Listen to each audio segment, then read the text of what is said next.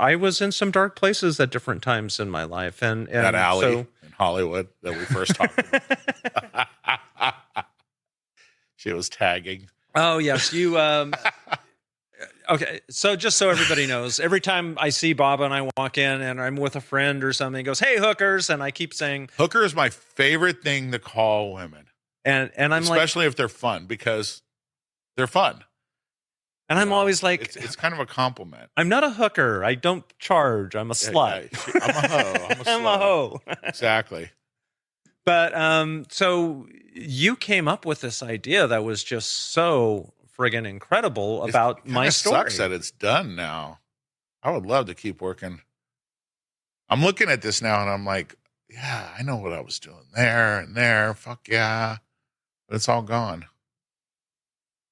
Right there, it wasn't done yet. That was second sitting?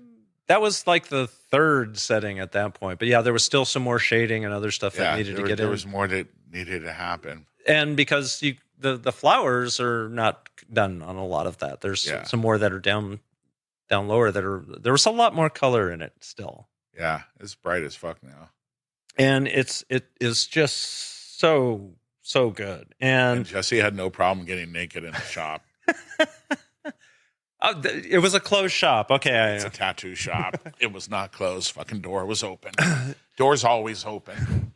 Yes, and you also pierced my nipples, so that was sitting out there in the open, and my tatas were hanging out. And the girls from Oxy get their nipples pierced right there now.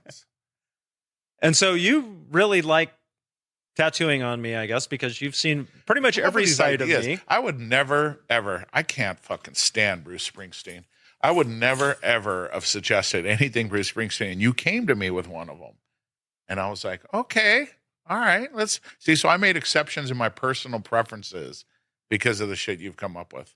And what we're talking about on my thigh here is I have a verse of Bruce Springsteen's Brilliant Disguise. And I never even heard of that. And Baba had no idea what the song was. And it was something that I really, I listened to a lot when I was going through my divorce. Side note, me and Jessie talk a lot about music because we both loved it and all the stuff that she's done and the stuff that I've done. So we're always talking about music. Go ahead. And we talk about a lot of things because we spent a lot of hours together. Yeah.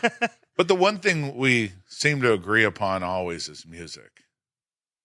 You know, and your first show was Leonard Skinner, right? My very first rock concert was Leonard Skinner. See that? Just shortly before the crash that killed Ronnie Van Zant and Steve Gaines. Yeah. And your first public event was the Crucifixion of Christ, right? Well, I don't go quite back that far.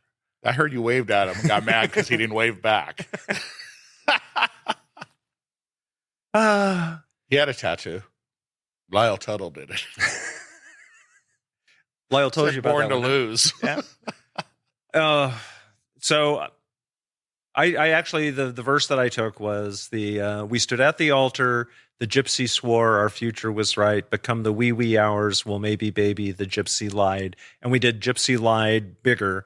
And then, so when you look at me, you better look hard and look twice. Is that highlighted baby, a bunch of certain words, or is that a Brilliant Disguise? And it was louder. Disguise is bigger too, right? Yeah. Yes, and the Brilliant Disguise is the larger size. And then you added in the rose, which is nuts. And it was like, this is a perfect example of how we kind of work together and come up with these things. Yeah. And I appreciate you. I like how you don't settle for what you should get. You get what you want, like ISIS.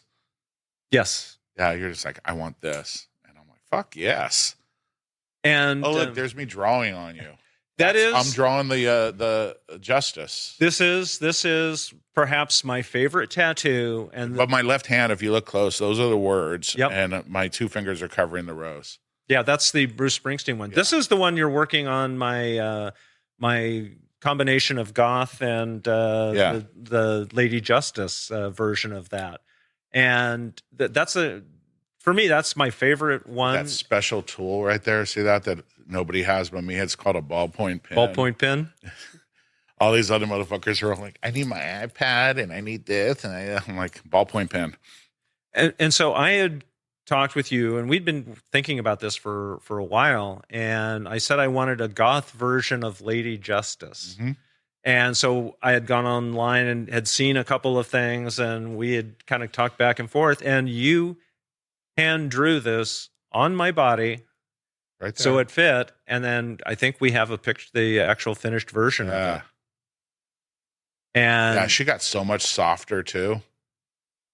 Like right then is right after I did it. So yes. a lot of people don't know that when you're doing gray tones, you have to do it twice as dark as you want to be, because the water will wash out and it'll be really light. So that came out a lot lighter. See? And so this is, I don't know if we can see on the camera that. Yeah, see, it's very much, it's just an incredibly beautiful soft. track. I love that piece. And wait, what were we supposed to do on the jacket? Yeah, so I have a Vintage. 1960s Wrangler jacket that I kind of tie-dyed, and She got in her 40s. It was my great uncle's. And I kind of made it into like a Reverend Jim from Taxi with the chlorine stains and all of that. And so you did that? I did that. That was part of it. Oh, no. I did that in like 1982 or something like that. So, or it was in college I think it was for a Halloween party, and I was going as Reverend Jim from Taxi. So do people know why you got Lady Justice? Do they know your background?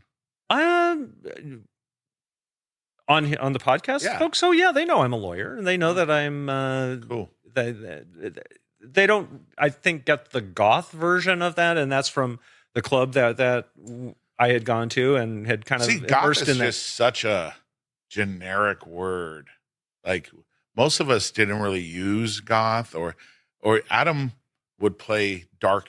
Yeah. It's people are like, wait, this ain't a goth song. I'm like, well, no, because Britney Spears is toxic, but if you listen to the lyrics and forget that it's her, it's a dark song that could have been played by anybody. Yeah, no, it was a dark.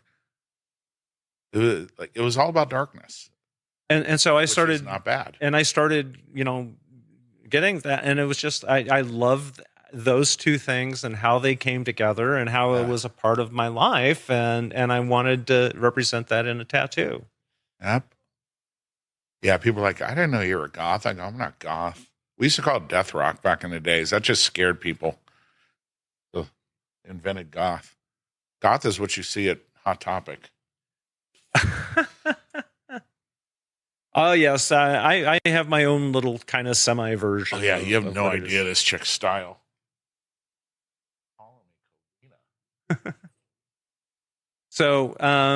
So we've worked together on a lot of these different things. And every now and then you do something and you post it, and I'm like, no, this fucking hooker. This hooker, I'll draw something and post it being like, I'm working on this, and she'll be there within 24 hours or call me being like, I'm getting that, take it down. And then she gets it, and I never get to tattoo it again. I started drawing Flash, and Flash are designs that are for everybody. They're not customs. They're a page. They're custom because I drew them. Yes. But I'll do them more than once. And you have a page that has multiple different versions. A bunch of designs. So you steal those before I get to put them on the big sheet and get them for yourself. So now I can't do them. But I love the fact that I did them. And I love the fact that you got about 4 of them? I have like 4 of those. Yeah. Yeah.